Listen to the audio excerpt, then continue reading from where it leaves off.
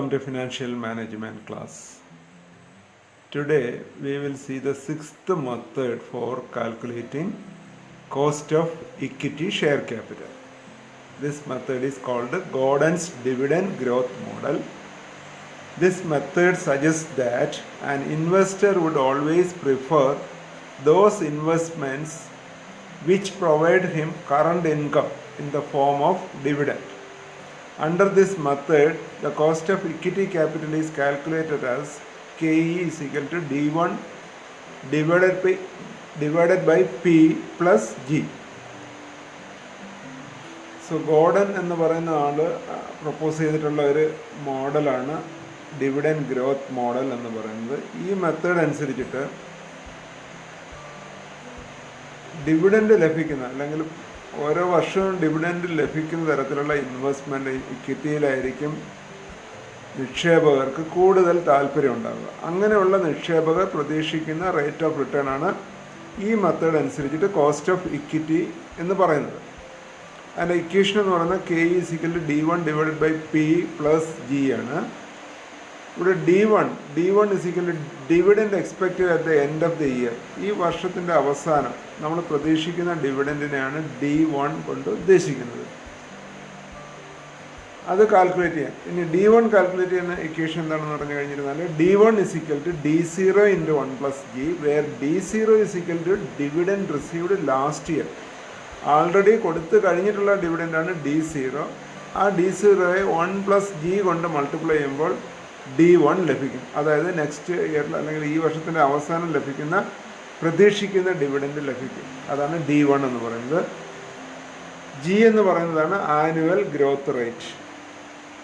That can be expressed as either capital G or small g. And P is the market price per share. അങ്ങനെ ഈ തരത്തിലുള്ള കാൽക്കുലേഷനാണ് dividend growth model എന്ന് പറയുന്നത്. That is the sixth method for estimating cost of equity share capital. So cost of ക്യാപിറ്റലിൽ different സോഴ്സസിൻ്റെ കോസ്റ്റാണ്, അതിനെ സ്പെസിഫിക് കോസ്റ്റ് ഓഫ് ക്യാപിറ്റൽ എന്നാണ് പറയുക. ഓരോ സ്പെസിഫിക് കോസ്റ്റിനെ കുറിച്ചാണ് നമ്മൾ അതിൻ്റെ കാൽക്കുലേഷൻ പഠിച്ചുകൊണ്ടിരിക്കുന്നത്.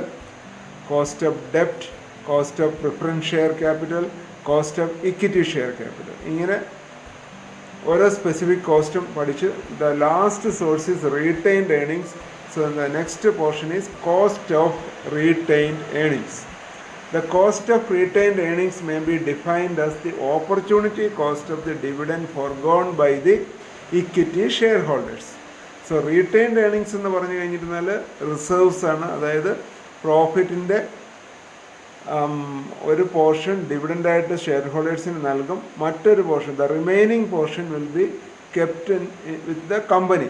That is called retained earnings. അപ്പോൾ ഷെയർ ഹോൾഡേഴ്സിന് ലഭിക്കേണ്ടിയിരുന്ന പ്രോഫിറ്റ് തന്നെയാണ് മാറ്റി വെച്ചിരിക്കുന്നത്. അപ്പോൾ അതുകൊണ്ടാണ് അതിനെ റീറ്റെയിൻഡ് ഏർണിങ്സ് എന്ന് പറയുന്നത്.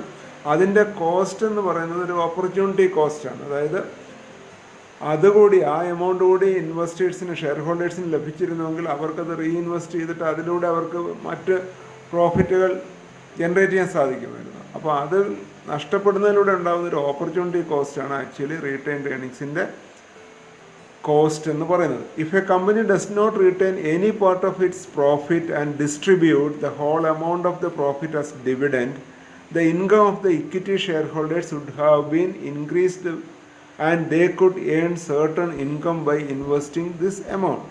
So the retained earnings involve opportunity cost. The cost of retained earnings refers to the rate of return which shareholders can obtain by investing the after-tax dividend in other securities. അതാണ് retained earningsിൻ്റെ cost എന്ന് പറയുന്നത്. The rate of return which a shareholder can obtain by investing the dividend in other securities. The cost of retained earnings is calculated as KR is equal to KE into 1 minus T into 1 minus B, where KR is cost of retained earnings, E is equal to cost of equity capital, T is equal to tax rate, and B is equal to brokerage charges. Let us see an example. A firm's cost of equity capital is 15%. The average tax rate of shareholders is 40%, and it is expected that brokerage charges for investing dividends in alternative securities is 2%. What is the cost of retained earnings? So K is 15%. Then tax rate is 40%. That means 0.4. Brokerage charges are 2%. So that is 0.02. Therefore KR is equal to KE into 1 minus T into 1 minus B.